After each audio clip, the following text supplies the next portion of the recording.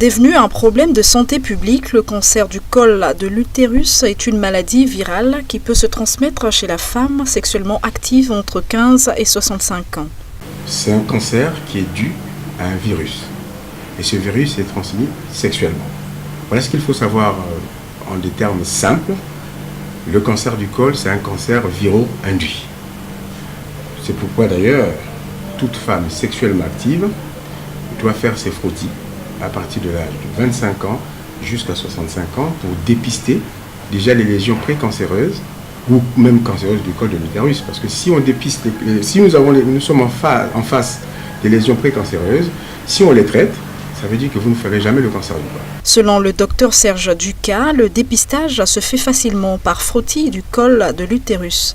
Cet examen est conseillé aux femmes à tous les 2 ans. À 82% des cas, le cancer du col de l'utérus, c'est un cancer viro-induit. C'est le human papillomavirus. Human papillomavirus. Il faut retenir ce terme-là, c'est très important.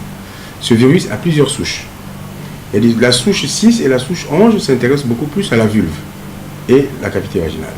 Mais la souche 16, 18 et le reste s'intéressent au col de l'utérus.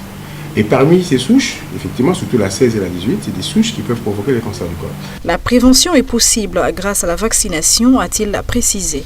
Chez les jeunes filles vierges ou des jeunes filles qui ont des rapports sexuels de moins d'1 an, on peut les vacciner pour lutter effectivement contre ce virus.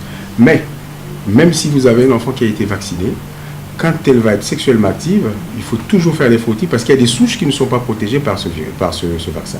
Ce vaccin ne nous protège contre la souche 6 et 11, 16 et 18. Et le reste, ces souches ne peuvent pas être protégées par ce vaccin. Ainsi, les communautés doivent davantage s'informer au sujet de cette maladie pour une meilleure prévention.